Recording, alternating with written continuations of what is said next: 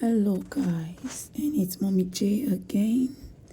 Today we are making Cameroon's most treasured legendary meal, and that is corn fufu and khati-Khati. Fufu corn and khati-Khati. Okay, so first off we sieve the flour as you already saw, and of course we are making this on our charcoal pots. We make our fire and we bring our water to a boil. We cut out some of the water and we start off with the cooking process. So right here is what we locally call, what I'm doing, I'm cooking the kende. I don't know how else to say this, but that's how we start off by cooking. Start off cooking fufu corn. We mix some of the corn flour in cold water and we immerse it in hot water and we allow it to cook for about 20 minutes, after which we go in with more corn flour. And once you go in with the corn flour, you have to stir it quickly, otherwise you're going to have a lot of lumps, like a lot. So that's what I had to do, and this is what we have after cooking. You have to make sure that your corn is very smooth. So you have to mix. After mixing, you go in with water. You allow it to cook for a while, and I have to wrap it into bundles like you saw. And we go into our vegetables. This is jama, which has been washed and sliced and it's ready for the frying process. We begin by boiling our palm oil, by heating our palm oil, and we go in with our green onions. For me, this is the secret ingredient of jama because it does the magic. Actually, green onions and Cameroonian pepper, those are the two ingredients which make the difference in jama. So after this, I'm going to go in my peppers and I'm going to add in tomatoes, like enough. You need enough, a good amount of tomatoes in your vegetable. Okay, so we're going to bring that in right now. And after this, we are going to allow it to fry. You're going to allow it to cook properly. And in between, we are going to bring our already seasoned chicken, seasoning cubes, salt, a little bit of palm oil, country onion, pepper, to give it that original taste of khati-Khati. And this is our tomatoes frying. You know, there's generally a rift between Cameroonians as to which meal is better, khati-Khati or Ero, and sometimes Achu. Well, I'm very in between because, as you know, I love food and food loves me. So as up until this day, I don't know which side I'm on.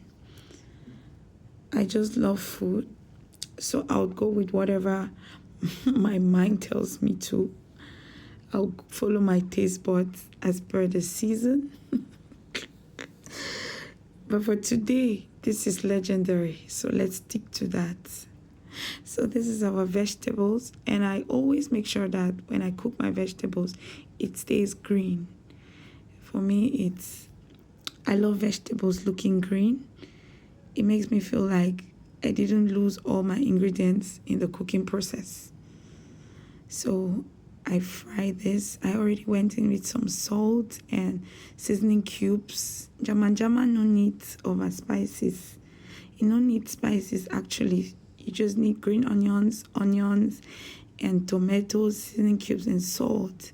So you don't want to do anything extra because we don't want to overdo. Yeah.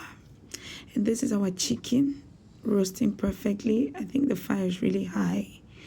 And let's try to dish out our vegetables.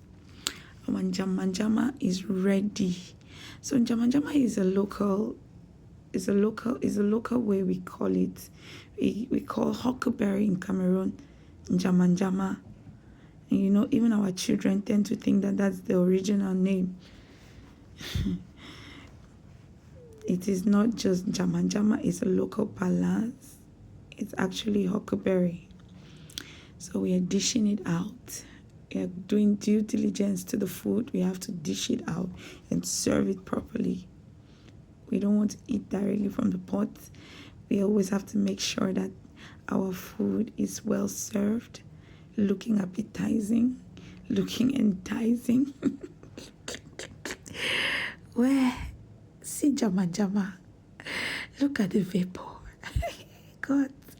Fufu go with otingo. Yes, fufu go with otin. Fufu go with hard times. Fufu go with happy mood. Fufu go with otin.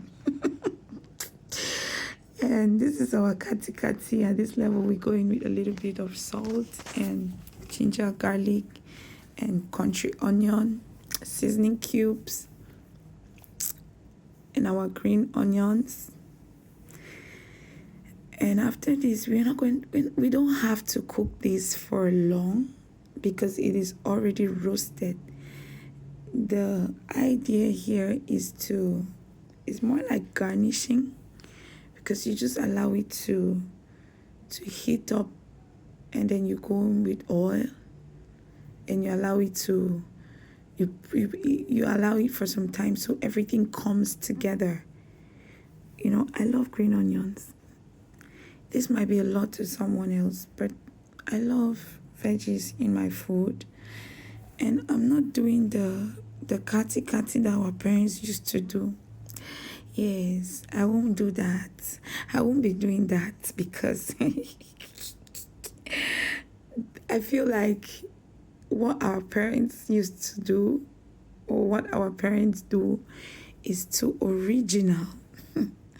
And when I cook, I want to